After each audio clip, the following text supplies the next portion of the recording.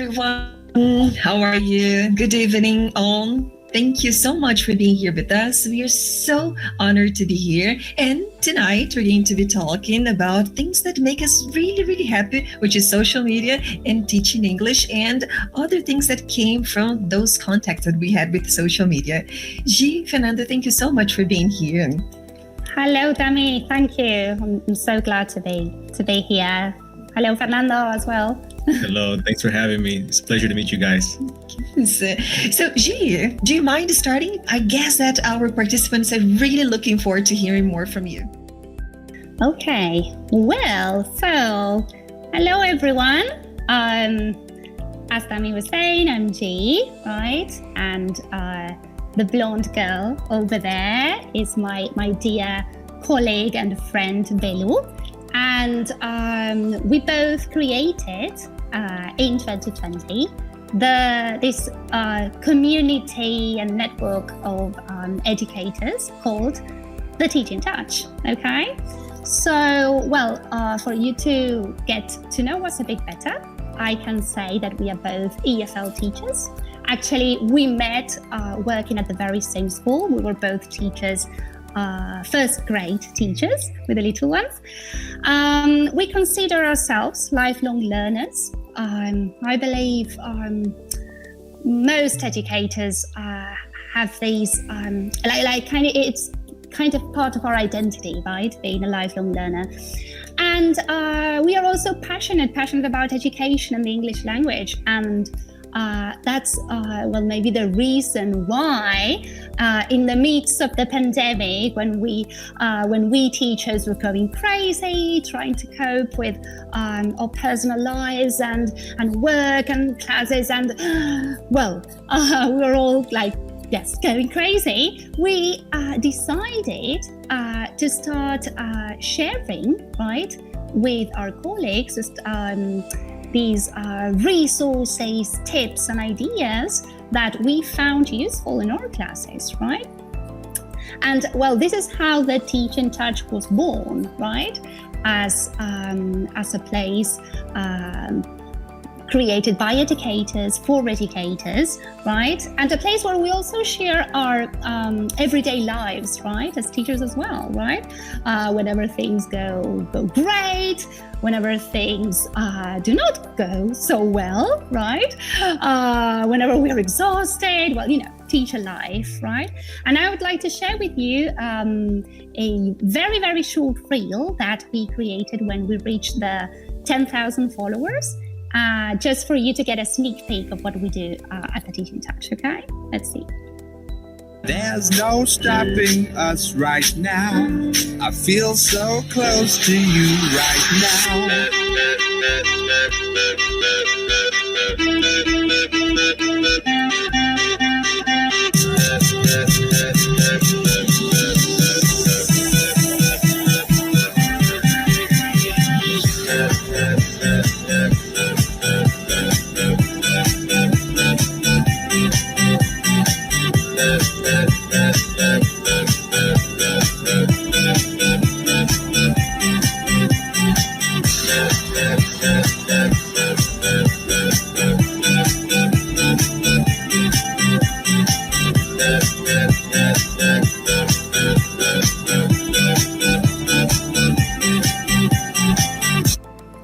Okay, and that you could see there that we have this motto, right? That is we call it the MMM principle.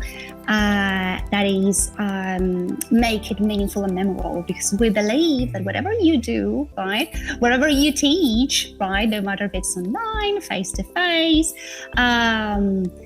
whatever you share with your students, that has to be meaningful and memorable, right? And this is something that we always kind of preach, and we really believe in that.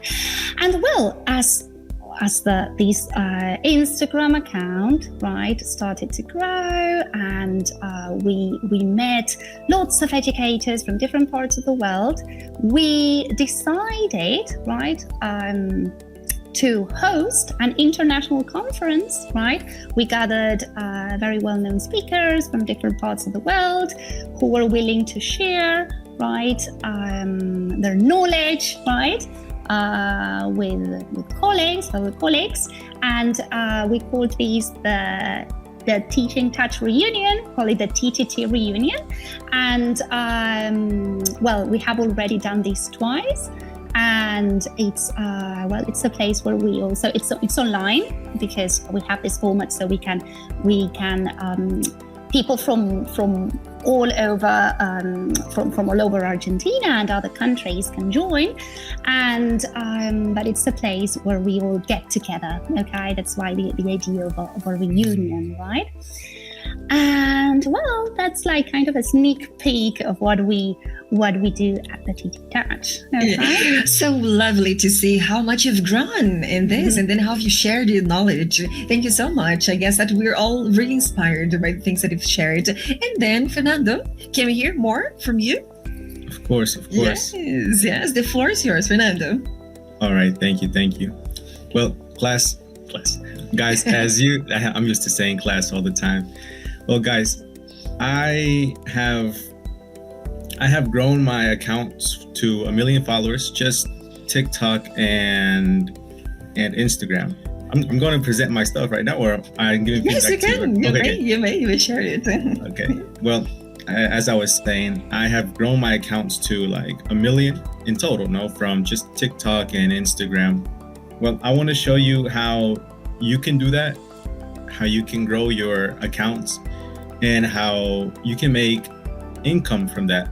Now, I don't make money from TikTok and I don't make money from Instagram. Those platforms don't pay me, but I have recruited a lot of my students from those platforms, and I want to show you how you can become a content creator and how you can make money from creating content. You can see it now, right?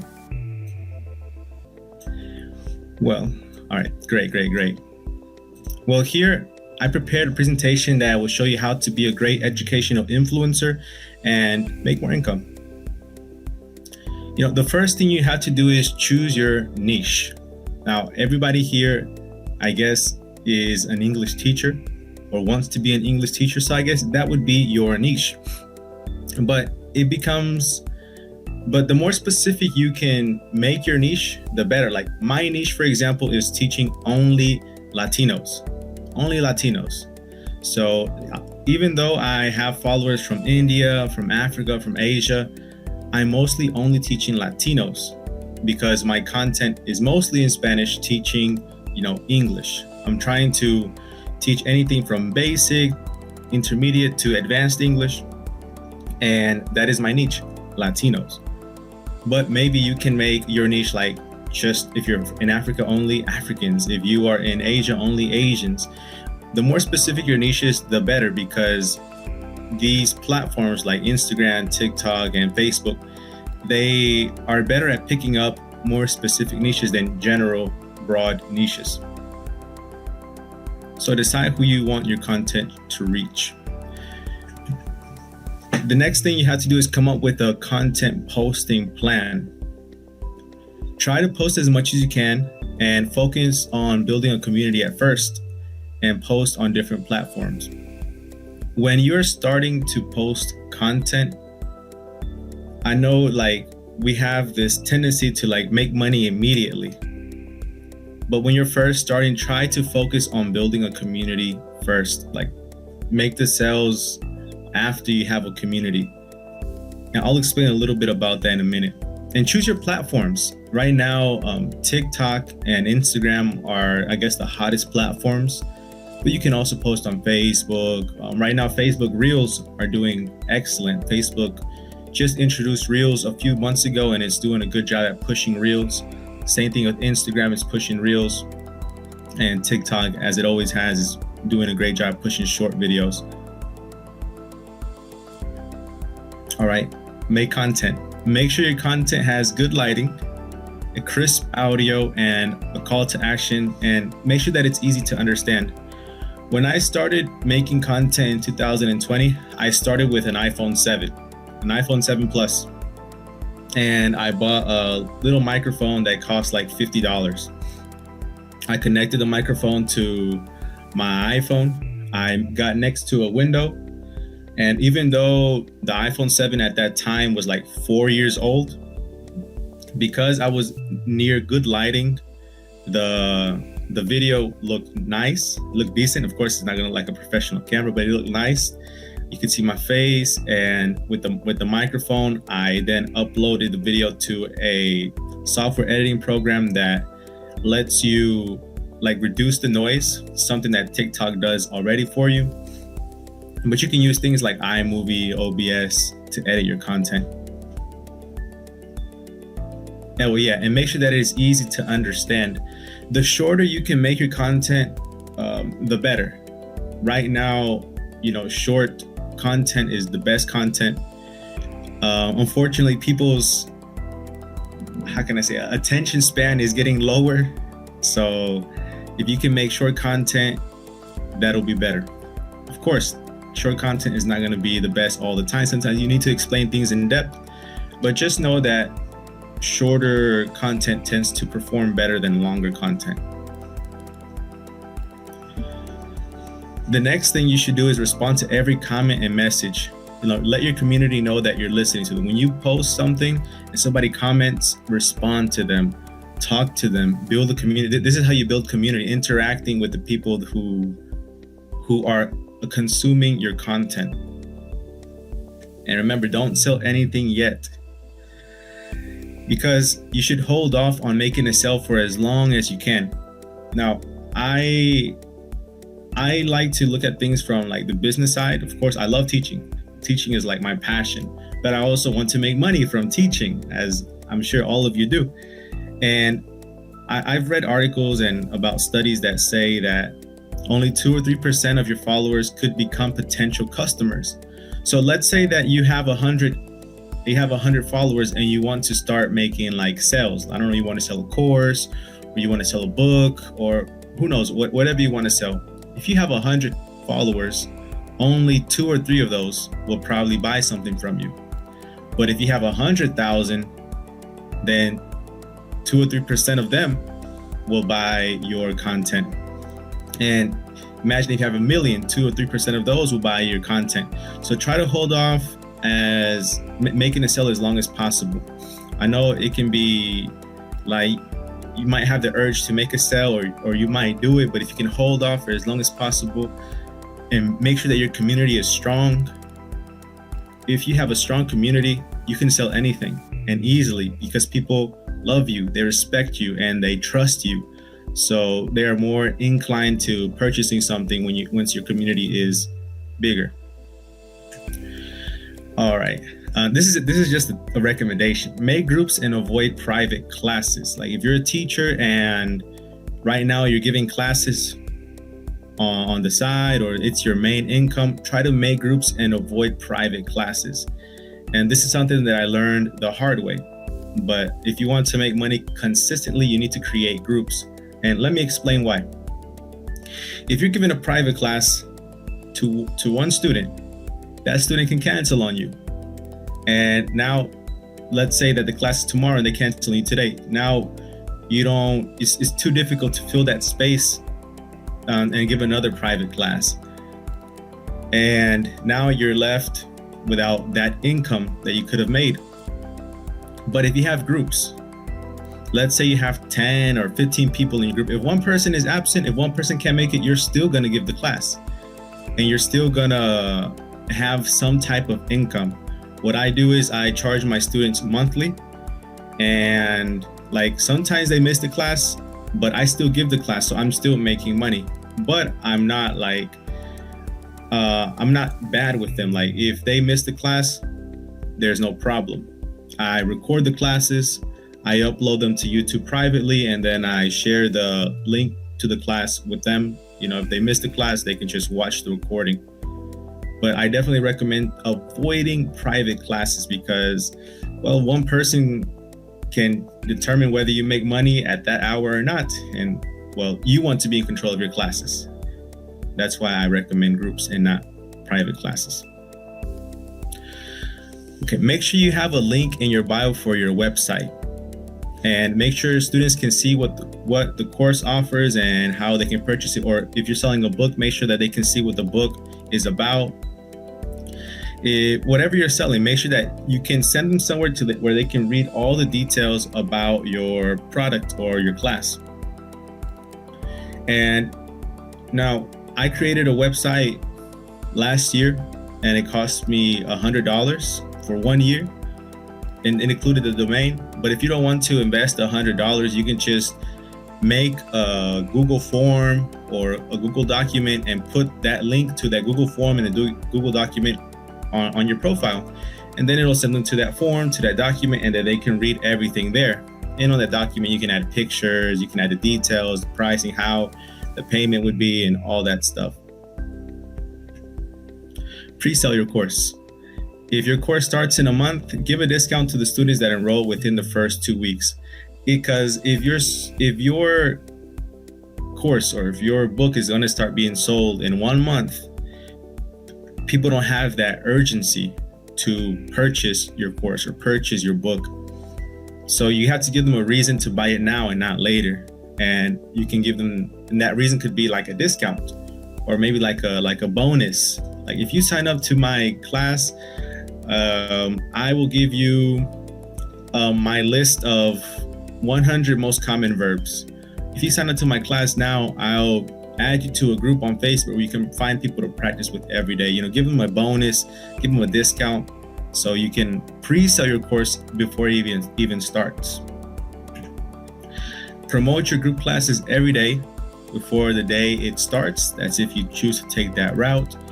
It's a good option to have group classes. Promote them on stories, on reels, on posts, at the end of a video, on everything. Promote your classes while it's in course. What I do is when I'm giving classes, I sometimes tell my students, hey class, let's take a picture. I'm going to post you on Instagram. And then you take a picture, people see it.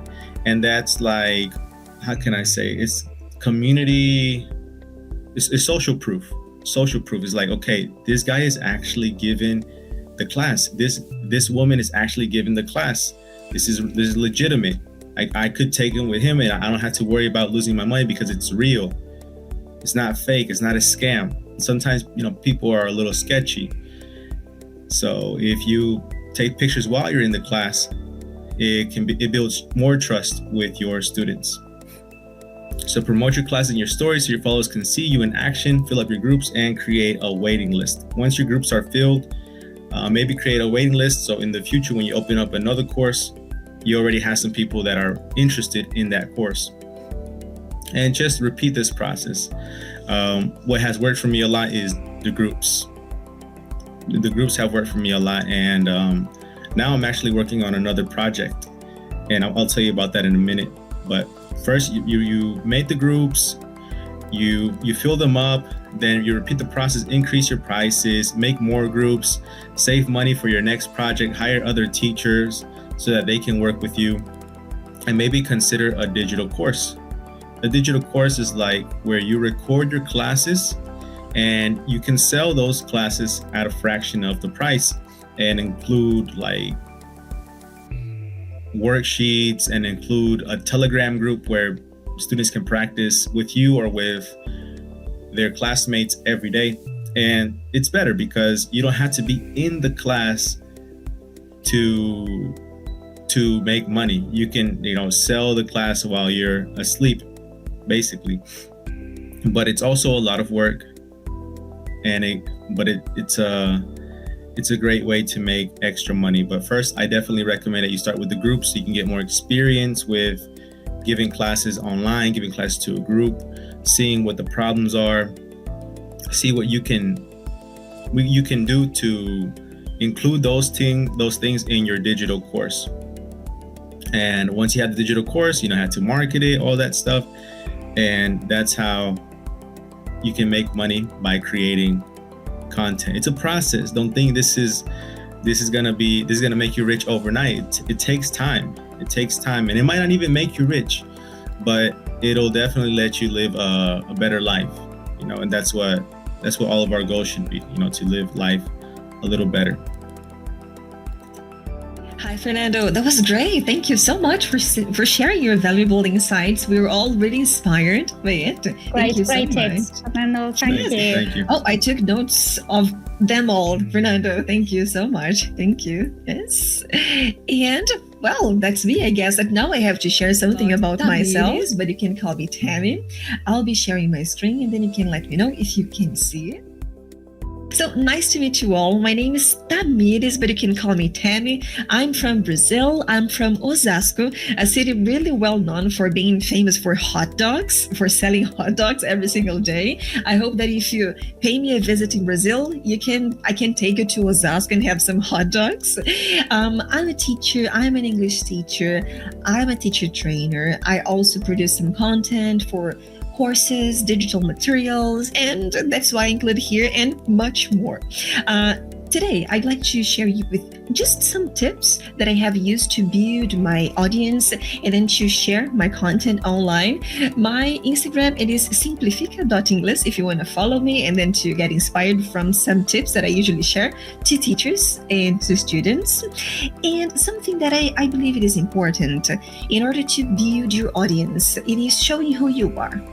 Some teachers, they feel really scared about showing their faces. They just post written content.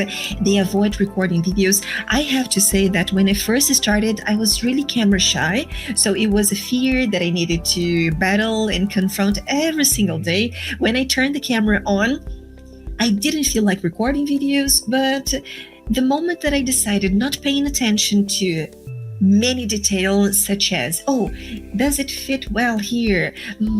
This lighting is not good enough. So I was always in this area of, I'm not good enough to do that. So I started confronting this fear of being on camera. And then as soon as I tried to deconstruct this idea of recording the perfect video, I started feeling a little bit more confident. And then my life on social media has become much better. So showing who you are, you don't have to show every single hour of your day, but when people get to know you, they start believing the things that you believe. What do I mean by believing the things that you believe? You build this sense of trust. The same way that we do in the classroom, I like to say that I believe that my social medias, they are the extension of my class. It is the place, it is a safe space that I share things with the audience that I want to. I build this relationship of trust. I make my students and the teachers that consume my content feel that they're not going to be judged if they ask me questions. I try to show myself as this person who's open to share tips, to share some pieces of advice, to call them a bit when they are trying to say, Tammy, but why do you do this way? This is the way that I have learned. My courses and then my content, they are always an invitation for you to rethink about your practice. I don't want to just set things written in stone saying that my way is the best way, but I want to show my audience that there's always another way to do, and maybe this fits you better. So this relationship of trust has to do with finding your niche. I guess that what Fernando and what G, they have shared, it is pretty important. Finding a niche might make you feel more comfortable of sharing things. So in my case, nowadays, I only teach adults. I teach business English as well, and some exam prep courses. I do have exam prep courses for teachers. So these are my niches nowadays. So then you don't have to just choose one, but having in mind that you're not going to be the one teaching everybody. So this is something important as well. So finding your niche and sharing your beliefs, it might help you to overcome the fear of being in front of the camera. And also, if you don't feel comfortable about showing your face, showing your family, or your day by day, it's not a problem. But then you should know that there are some moments that you should take the leap. Try to go a bit further, showing what you like eating, what you like listening to. You don't have to show pictures of you and your family, but show your personal taste. So then you build this environment of trust, and then you feel a bit safer to share things. Something that I also consider important are some checklists. It is one checklist that I wanted to share with some topics. I want to call attention to this part of sharing pieces of your lesson, because as Fernando has mentioned, some students, they like to see what you do in class. So many times I was not intending. I had no intention of selling a course, and then I posted a picture of my classroom or some slides that I had prepared or some dynamics I had with my students, and some students came to me and they said, "Tami, I want to be your student because I really liked the way that you explained this, the way that you posted a picture about your material." So this is something that helped me to build my community and then to make them see who I was inside the classroom as well. My teaching style. So some students, they come to me and they say, "I just want to have conversation classes. I don't want a grammar." But then this is something that I address in my Instagram, that I teach vocabulary, I teach grammar. Grammar is an important part of the language, but it can be done in a fun way, in a more communicative way. So I also show my teaching style and some of my beliefs when it comes to teaching. So students that come to me, they are well aware of how I like teaching. I love showing behind the scene pictures. It helps as well. And I like showing a glimpse of my daily life, things that I'm reading, also things I'm listening, or even how do I keep my English sharp.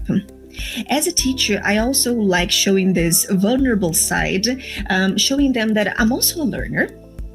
I'll be learning. This is a constant process. So how do I study? So this is why some students, they come to me and they say, "Tami, I really like that you really encourage us to listen to new things, listen to different podcasts, videos, TV series." So this is what I do, and it calls attention. People like seeing what you are doing. And start real and meaningful conversations with the audience. It is not about just selling your course. I don't like when my audience feels that they need to, buy things from me. But by showing myself, showing my beliefs, and showing my routine and some tips, it really calls their attention. So they come to me. I'm top of mind when it comes to a teacher that they want to study with. There are some market research tips that I'd like to share as well that helped me to better address my content, especially on Instagram. I'm also on TikTok, but on TikTok I have some short videos about pronunciation, new words, new expressions. So Instagram, it is my main social media. So how did I get to the point that I knew my audience? By learning from them their pain points, what problems and struggles they have. And then I usually ask them, I open some question boxes and then I ask them, "Oh, what do you think it is more difficult to learn? This or that? So have you ever started a course and then you dropped from this course?" So learning from my audience what they would like to see there. And then it helps me to plan the content for the month or for the week. And also, if I'm about to open some groups, I also do some research. So I ask on my Instagram or on my post, "Would you like to study in group? How many times per week? The length of the course, the price, groups, one-to-one, and why?" So I can see who my followers are. Should I just offer one-to-one lessons, groups, trios? Then I can better address the questions that I have as a teacher and also the new products that are about to come. Another tip that I want to share, whenever I plan posts or videos, these are some tools that help me with this creation process. I'm not saying that I use them all, okay? I'm just saying that these are some that I usually use, such as Canva, InShot, CapCut, CutStory. CutStory really helps me when I have a long video and then I wanted to post it on the stories. So it cuts exactly the way I want. So then I'm able to build a beautiful storytelling with them. Also Mojo, if you want more interactive stories, you can have the free version of these tools that I'm saying. I've already used the free version. It was not a problem. Later on, if you wanted to upgrade to have more templates, perfect. But I'm not saying that you have to pay for them immediately, okay? iMovie might be a nice one. And Instagram Reels. Inside Instagram Reels, you have a world of tools that you can use. So these are some of my tips. And then, if you are running out of ideas, this is the tool that I go for when I wanted to collect things for social media. It might be about branding. It might be about content for students, list of words. I go for Pinterest. I really like it because I just type in ideas for basic learners. vocabulary, synonyms. And so these ideas, they come and then I see the most relevant. So I can also focus my content there. If you're running out of ideas, it might be a good solution. So then, if you want to follow me or if you want to ask me any question, this is my email, this is my Instagram, and this is our website. And then I hope that you liked some of the tips that I have just shared with you. Now we're going to, for that moment that you were all waiting for, which is some questions that you have asked here in the chat box, but I've also prepared some questions for Fernando and G. Okay, Fernando and G, are you ready to answer some of the questions? Hello. Hey, hello. Nice presentation. We're ready, Danny. You're ready, born ready, right? Born ready. So, Fernando and G, I guess that we all have different niches and then different ways to tackle social media. The first question that I wanted to ask you here, the one that I had prepared and then got me thinking about, is, don't you feel a bit overwhelmed in planning your content? How do you deal with that, with this amount of stuff that you have to organize during the week? Okay, shall I go first? Yeah, The first. All right. Well, in my case, it really helps that we are two, right? Because it's we have our jobs, right? Both Belu and I work at schools. And so it's great that sometimes, we are like, okay, could you please go for these, and I'll go and I'll do these, and we work as a team. So that really works. And then, well, organization is key, I believe, same as with our students and planning, same for our social media, right? Planning is key. And sometimes, though I believe that the more you are there, right, present in social media, that will work better, right, for you. We also believe that it's okay if you want, to disconnect during the weekend. We sometimes do that, and it's okay, right? Because I believe, sometimes we teachers have so many things in mind, and sometimes taking a break is okay too. So it's not that when we feel kind of overwhelmed, right? It's okay to kind of a social media detox, a little one at least, but it's okay too. So yeah. Fernando, how do you feel about creating content and being productive? Yeah, I also have a full-time teaching job. And I know what it's like. It's hard to balance teaching and then being a content creator. But the best advice that I can give you is, be realistic with yourself. Yeah, obviously the best thing to do is to post 2 or 3 times a day. But who has the time to do that? You have to be full-time content creator to do that. And even then, it would be a struggle. So just be realistic with yourself. Me, I dedicate 1 or 2 hours every day to social media. And that gives me the time to post 1 video, maybe every day or every other day, and respond to comments and messages. And that's been working for me. Maybe 3 or 4 videos a week. That works. It only takes 1 or 2 hours every day. Mostly 1 hour. I have a family too, I see it too. Yes. And another tip is take all the questions that people have about the type of content that you create. Like Tammy said, you can use Pinterest to find questions, right? And what the questions are, like how to use the verb be, what is the difference between do and did, what is the difference between the present perfect and the simple past. The basic questions that students always have. You can take those questions and just one day record something long, answering all of those questions, and then during the week or during the month, just divide those into little videos. Your videos don't have to be long. They can be 20, 30 seconds. And that's even then, those are the ones that work the best. Just answering one question, keep it short, simple, and it'll work. And you never know, maybe one piece might go viral. Yeah. That's true. And it is funny because you mentioned that the short videos, sometimes I overthink about the content that I have to plan. And then I record a very short video just to clarifying something that my students have asked, and they start sharing it. They find it relevant. So there's no recipe, But then you should give it a try, right?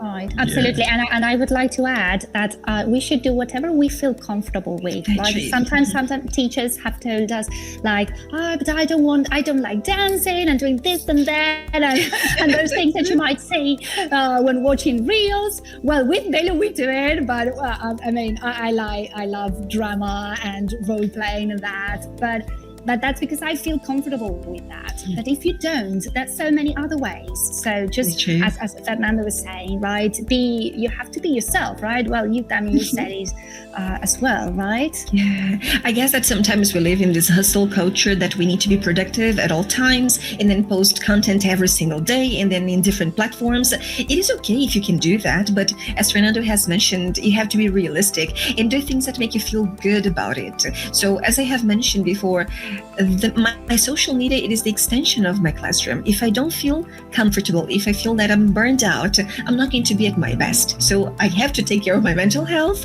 and then after being able to share things with my students. So, you know, G and Fernando, something that helped me a lot to plan content, it is to grab questions from my real students. So for instance, next week I'm teaching the alphabet again, and my students struggled a bit with one activity. I have this A1 group online and they were struggling with some letters, and then it got me thinking, maybe I can plan a very short video for them based on their own questions, and then I can share this content on social media. So based on the contents that I have to plan for my students, these are things that I can share on social media as well.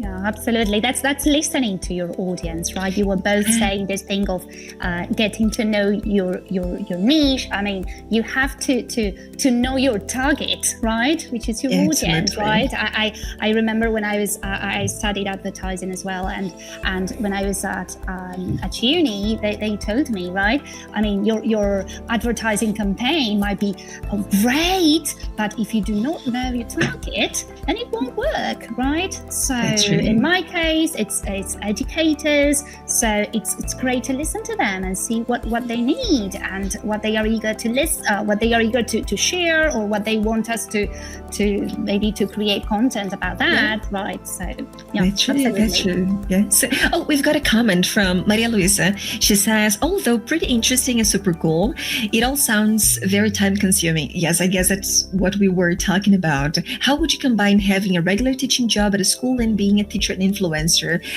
Is there any area or step that could be less involved with negatively impacting your social media growth? I guess that we clarified some of these points, right? Just posting if you feel like posting. Just let's say, Fernando, you mentioned about allocating 1 hour, 2 hours to produce this content, right? I do the same. Usually on Sundays, I devote myself for 1 hour of planning the content, and then I do what I can do. So if I can plan it for 1 hour, that's fine. And then I try not to feel guilty about that. And sometimes on Instagram, sorry, go, Fernando. You go first.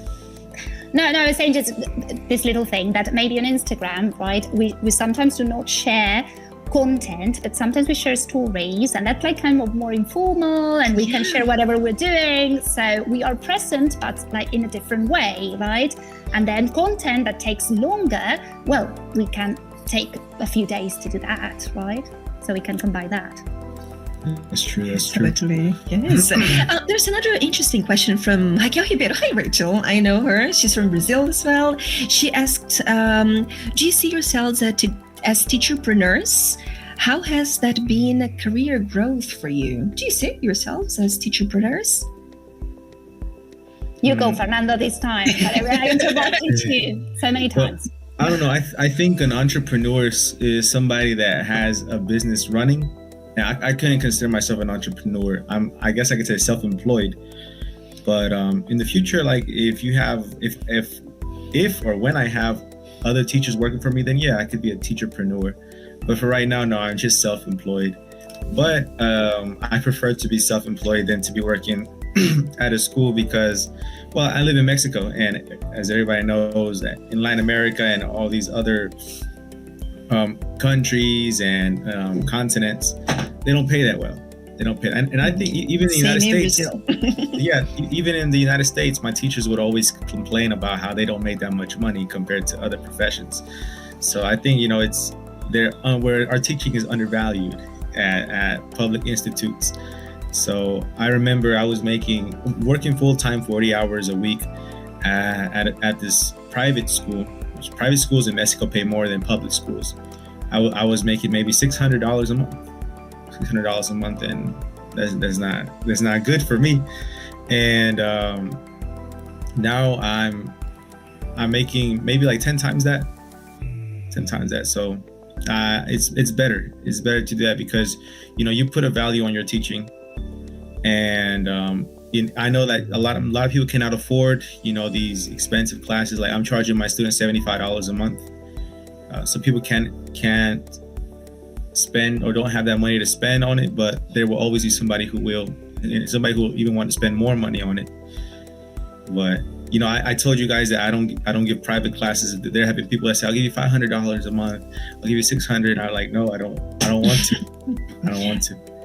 So yeah, that's the goal, to be like control of your income and maybe to expand it. I would definitely love to be a teacherpreneur, and it has definitely helped my career growth. What about you, G? Yeah, well, absolutely. I was reading a comment there, right? Raquel is writing there, teacherpreneurs are classroom experts who teach students regularly. They also have time space. Right, absolutely. Yes, it's like kind of if that is the meaning of teacherpreneur, well, maybe, yes. Because it's like, well, creating things. It's a lot about sharing, right? This is what educators do, right? Sharing, same as we do at school, like, oh, this worked for me, look, and then we kind of share ideas. Well, same thing here, right? Or on social media, right? That's the network, right, that we are trying to create, right? Yes. And then I guess what you mentioned about being this entrepreneur and a teacher, and not earning the much as you deserve. It happens here in Brazil as well. I've seen many teachers who are great professionals, but they're being underpaid, and then they choose both roads, working for a company and working for themselves. Some of them prefer working for a company because they feel more comfortable about it, and it's okay. You don't have to be this entrepreneur and then just drop your job at the school. But then something that is really clear to me is my purpose as an influencer of teachers and students, which is sharing knowledge, empowering people. The same way that English has helped me to get a better life quality, I want people to have that as well. So I guess by sharing this so I can go, which is my company, but I have other teachers working for me. So it came to a time that I needed to hire teachers to work for me. So and nowadays I have 6 teachers in my team. So I also have this responsibility of planning the lessons and then teaching these teachers how to on the message of my company. So it's crazy if you don't have this on mind, because it needs to have a purpose.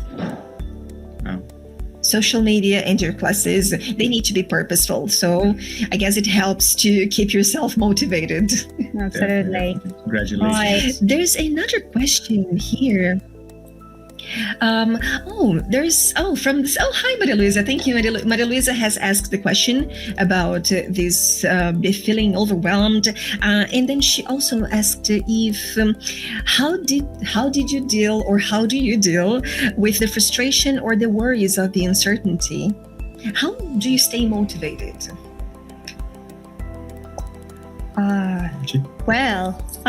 Motivation is key, right? We always say that, right? Looking forward to motivate our students and creating, motivating, encouraging, right? Then, both Belu and I have these, motivation mainly because, we are not earning, right? It's not that we have, like, through the Teaching Touch, an income, right? That we have these teacher motivation, of sharing, of learning, because we learn a lot from our peers as well. So I believe that motivation is the force, right? That why we do this, right? Because of course it's time consuming, right? We really we take it as a job because it's work, it's hard work, it's a lot of effort, it takes a lot of time creating the flyers, thinking ideas, the text, the reels that sometimes do not go well, so we go again and again, and but well, that's the this intrinsic motivation that we have, right, that makes us go on, right? And it's so rewarding, right? It is. Definitely. And my answer would be like, just be patient. A lot of people lack patience. It took me a year and a half to finally have a video with decent views, but and during that whole first year and a half, my videos had like 100 views, 200 views, and in today's standards, that's very low, like 100, 200. And then finally, I had a video that had 1 million views. Wow. And something that I didn't expect. And then months after that, I have another 4 videos with 1 million views. And it's just, when you least expect it, your content will take off. So you have to be patient. Like what I did is I put this mentality that it's going to take 5 years for me to get anywhere. But, and it took, and instead of thinking like, oh, I had to get famous in 1 year, in 5 years, I can finally get somewhere. And it took less than that. It took a year and a half. And even if I hadn't gotten anywhere in 5 years, it would have still been fun because I enjoy helping people. I enjoy making content that can make my students and my followers' life easier. And so I don't look at it like content creation as a self thing. I look at it as more like a giving thing. I'm trying to give to my followers and not I'm not doing it for myself, even though it's benefiting me. I'm doing it for my followers. Have you ever faced any situation that you needed to deal with negative comments? G and Fernando. Yes. Yeah, Fernando is just. Yeah, I have. Like, well, I'm Mexican, but I grew up in the United States. And and they'll say things like, "Oh, isn't it funny? A man with a Mexican name teaching English," and they say, "Oh, why is this Wiener teaching English?" You know, just racist comments and exactly. No, you don't know how to teach. You're stupid. You're a horrible teacher. And what I do is I do 3 things. First, I respond with positivity. Like if they say you're a horrible teacher, thank you. What can I do to improve? Other times I just erase the comment, and the third I just block them. I do either of those things, but I never take it personally. You know, I think those people are just having a bad day or going through a hard time, and that's why they feel the need to take it out on other people. I don't know now. I can't recall like negative comments, but we do ask a lot for feedback, right? So, and they're really share with us what you believe about this, about that, mainly with our conference, right? And so we can learn from that as well, right? But of course, respect is key, right? As well, right? Yeah, social media, right? Of course. I see it. And then do you constantly take courses on social media or on Instagram, or do you watch videos on YouTube? How do you keep up with your skills as this social media influencer? Is there any course that you have taken? Yes, in my case, lots. Yes. Now the good thing that when I was younger, I'm not so young as I used to be. I used to attend lots of workshops and courses, and now as I have my little kids, webinars work great for me. So yeah. I try to, whenever I feel that, oh yes, I believe that would be good. And yes, I try to do as much as I can. And I also, of course, watch follow some watch some YouTube videos or try to check on the content of other colleagues as well. So yes, of course, right. Lifelong learners, right? Lifelong learners, yes. Fernando, what about you? Yeah, I take 2 types of training a year. The first one is about teaching. It can be about anything like how to teach online, how to get your students to read better, to write better, any type of teaching once a year. And then another type of sales, things like always 2 types of trainings every year. That's my goal, so I can, live life learning. That's true. I do the same. I take some courses on teaching skills, especially because I mentor teachers for online teaching, how to build their business and tools that they can use. So I need to also feed myself with new content to stay up to date. But I love watching the work from other YouTubers, other teachers, or people from other areas. So things that I can collect that I liked from these other areas that inspire me. Something that I don't like seeing is the other teachers, they are not my competitors. So I get shark, and then I like getting inspired from other teachers as well. I guess it is important. Actually, we used to have we can do it again, but we used to have on our account this space called the Teach in Touch community, and once a week or once every fortnight there was a teacher sharing. So it was great, right? Because we were learning, right, from others as well. It was not only Velu and I being there, right? So it was good. And a last question that I want to ask you: have you ever received any negative feedback or any negative comment from your colleagues, your teacher friends? Because this has already happened to me. How do you deal with that? I don't have colleagues. You don't have? Not anymore. Not anymore. No. I do, but they're so nice. And I cannot. I cannot recall. Of course, as I said, maybe we always have something that we can do better, right?